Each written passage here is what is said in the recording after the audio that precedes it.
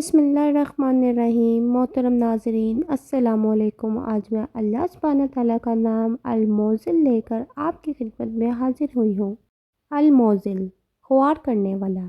کسے خوار کرنے والا؟ انہیں خوار کرنے والا جو اس کی نافرمانی کرتے ہیں۔ انسان کی خواری کا مرحلہ تب شروع ہوتا ہے جب وہ اللہ کو چھوڑ کر دنیا کے پیچھے بھاگنے لگتا ہے۔ جو انسان اللہ کے در کو رد کر کے انسانوں کے در کی طرف لپکتا ہے، اللہ اسے خوار کر دیتا ہے۔ پتہ ہے کیسے؟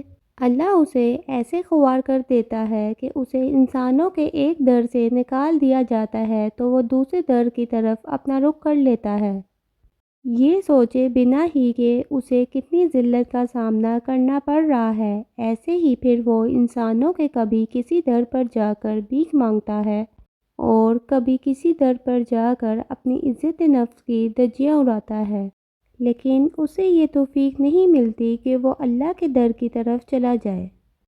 کتنی بڑی بد نصیبی ہے اللہ کے در کے سوا ہر در کا ہونا۔ آپ اللہ کی جگہ جس چیز کو یا انسان کو دیں گے، وہ چیز اور وہ انسان آپ کو تھکا دے گا۔ آپ اللہ کی بات سے بڑھ کر اگر کسی کی بات کو درجہ دیں گے تو وہ انسان آپ کو وہاں لا کر دھوکہ دے گا جہاں سے آپ نہ تو آگے بڑھ سکیں گے اور نہ ہی واپس جا سکیں گے۔ وہ رب جیسے عزت دینے والا ہے ویسے ہی وہ رب ذلت دینے والا بھی ہے۔ وہ اپنے مخالفین کو اور اپنے دشمنوں کو ذلیل کرنے والا ہے۔ تو کیا آپ چاہتے ہیں کہ آپ اس کے ان دشمنوں میں سے ہوں؟ اس رب کا تو مخالف کہلایا جانا ہی ہمارے لیے اتنی ذلت کی بات ہے، تو سوچیں پھر کہ اس مخالفت کا انجام کیسا ہوگا۔ قرآن میں اللہ پاک فرماتا ہے، بے شک وہ لوگ جو اللہ اور اس کے رسول کی مخالفت کرتے ہیں وہی سب سے زیادہ ذلیل ہونے والوں میں سے ہیں۔ یعنی وہ لوگ جو اللہ اور اس کے رسول صلی اللہ علیہ وسلم کی نافرمانی میں ہر حد سے گزر جاتے ہیں اور آخری انتہا کو پہنچ جاتے ہیں، وہ انتہا جس کے بعد اللہ کی نافرمانی شروع ہو جاتی ہے۔ یعنی جو اللہ اور اس کے رسول صلی اللہ علیہ وسلم کے دشمن بن جاتے ہیں وہ ذلیل و رسوا ہو جاتے ہیں۔ اس آیت سے ہمیں دو باتیں سیکھنے کو ملتی ہیں۔ پہلی بات یہ کہ اللہ اور اس کے رسول صلی اللہ علیہ وسلم کی نافرمانی کر کے عزت کبھی بھی حاصل نہیں ہو سکتی۔ یہ سچ ہے کہ ڈیل ملتی ہے، لیکن اس ڈیل کے بعد جو نتیجہ نکلتا ہے وہ دنیا اور آخرت دونوں میں برباد کر دینے والا ہوتا ہے۔ ہماری زندگی کا صرف ایک ہی مقصد ہے اور وہ مقصد اللہ کی اطاعت ہے۔ اب اس مقصد کو پورا کرتے ہوئے ہمارے سامنے بہت سی ایسی چیزیں آزمائش بنا کر لائی جائیں گی جو ہمیں اللہ کی اطاعت سے روکیں گی، لیکن اس کا مطلب یہ تو نہیں ہے کہ ہم ان کے لالچ میں آ کر حق سے پھر جائیں۔ قرآن میں دنیا کو ایک مومن کے لیے قید خانہ کہا گیا ہے۔ قید خانہ کیسا ہوتا ہے؟ قید خانہ ایسا ہوتا ہے جس میں آسائش کی چیزیں میسر نہیں ہوتی، بس ضرورت کی اشیاء ہوتی ہیں جن کی مدد سے سانس چل سکے۔ وہاں موج مستی نہیں ہوتی، وہاں نفسانی لذتیں پوری کرنے کے لیے وسائل موجود نہیں ہوتے۔ بالکل اسی طرح مومن کے لیے یہ دنیا قید کی جگہ ہے، کیونکہ اس قید کی رہائی کے بعد جو حوصلہ ہمارا انتظار کر رہا ہے، اللہ تعالیٰ فرماتے ہیں کہ وہ صلہ ایسا ہے جسے نہ کسی نے دیکھا ہے اور نہ کسی نے سوچا ہے۔ اللہ تعالیٰ نے مومن کے اس صلے کو کسی ایک خاص لفظ میں بیان کیوں نہیں کیا؟ یعنی یہ کوئی ایسا صلہ ہے جس کی خوبصورتی کو لفظوں میں بیان نہیں کیا جا سکتا، ان لفظوں میں جسے انسان سمجھ سکے۔ تو پھر سوچیں جب وہ صلہ ہمیں حاصل ہوگا تو کیا کیفیت ہوگی ہماری۔ لیکن اس انعام کے لیے ہمیں خود کو تیار کرنا ہے۔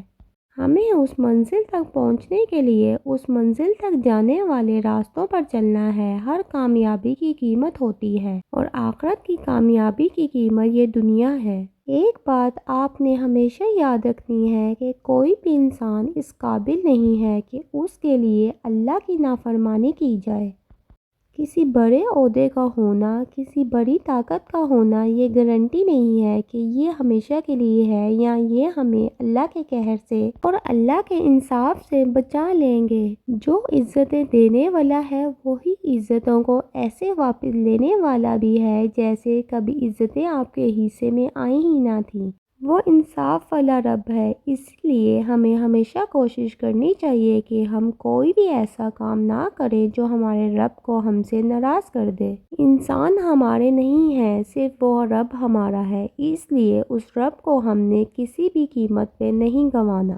اسی سے دنیا ہے اور آخرت بھی، اس سے نعمتیں بھی ہیں اور لذتیں بھی۔ ہم نے اس مقام تک پہنچنا ہے جہاں پہنچ کر انسان سوال کرنا چھوڑ دیتا ہے، جہاں ہم حکم رب سننے کے بعد یہ نہیں کہتے کہ اللہ تعالیٰ نے ایسا کیوں کہا، بلکہ ہم کہتے ہیں اللہ نے فرمایا اور ہم نے اللہ کے فرمان پر سر تسلیم خم کر دیا۔ ہم پھر ایسے سوالات سوچتے بھی نہیں کہ اگر اللہ اور اللہ کے رسول صلی اللہ علیہ وسلم نے ہمیں کسی کام کا حکم دیا ہے تو کیوں دیا ہے؟ یہی ایمان کی انتہا ہے۔ اور دوسری بات جو ہمیں اس آیت سے سیکھنی ہے وہ یہ ہے کہ جب ہم سیدھے راستے پر چلیں گے تو وہ راستہ آسان نہیں ہوگا، بلکہ اس راستے میں ہمیں بہت سے ایسے لوگ بھی ملیں گے جو ہم سے کہیں گے میرا والا راستہ زیادہ آسان ہے اور میرے والے راستے پر لذتیں بھی بہت ہیں، اس لیے آؤ تمہیں میں منزل تک لے جاؤں گا۔ ایسے لوگ ہمارا امتحان ہوں گے، ہم اگر ان کی بات مان لیں گے تو بھلے وقتی لذتیں ہمیں حاصل ہو جائیں گی، لیکن ہمیں منزل کبھی نہیں ملے گی۔ ہم جیسے ہی اللہ کے راستے سے اتریں گے ہم ویسے ہی بھٹک گے۔ اس لیے آپ نے گھبرانا نہیں ہے، آپ نے ڈگمگانا نہیں ہے۔ حق کہنے والوں کے دشمن بھی بہت ہوتے ہیں اور مخالفین بھی، لیکن ان کا محافظ وہ ہوتا ہے جس کا ایک حکم سب کو پست کر دینے کے لیے کافی ہوتا ہے، اور وہ محافظ اللہ ہے۔ آپ نے اللہ کے علاوہ کسی سے نہیں ڈرنا، آپ نے اللہ کے علاوہ کسی کے سامنے نہیں جھکنا۔ انسان کے لیے سب سے بڑی ذلت اور کوئی نہیں ہے کہ وہ اللہ کے علاوہ کسی کے سامنے جھکے، اور اسی ذلت سے ہمیں بچانے کے لیے اللہ تعالیٰ نے فرمایا ہے کہ صرف میں خالق ہوں اور میرے سوا کسی سے نہ مانگو۔ جب ہمارا رب اتنی عزت دے رہا ہے ہمیں کہ کسی بھی ذریعے کے بغیر اس سے رابطہ کرنے کا حکم دے رہا ہے، تو پھر یہ در در جا کر جولی پھیلانے والی ضلالت تو خود ہم نے چنی ہے۔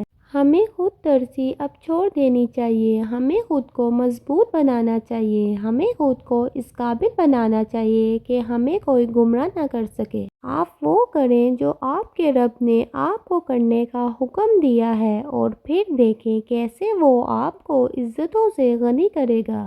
ساری بات تو ہمارے ایمان کی ہے، ایمان پختہ ہو تو ذلتوں کا سامنا نہیں کرنا پڑتا۔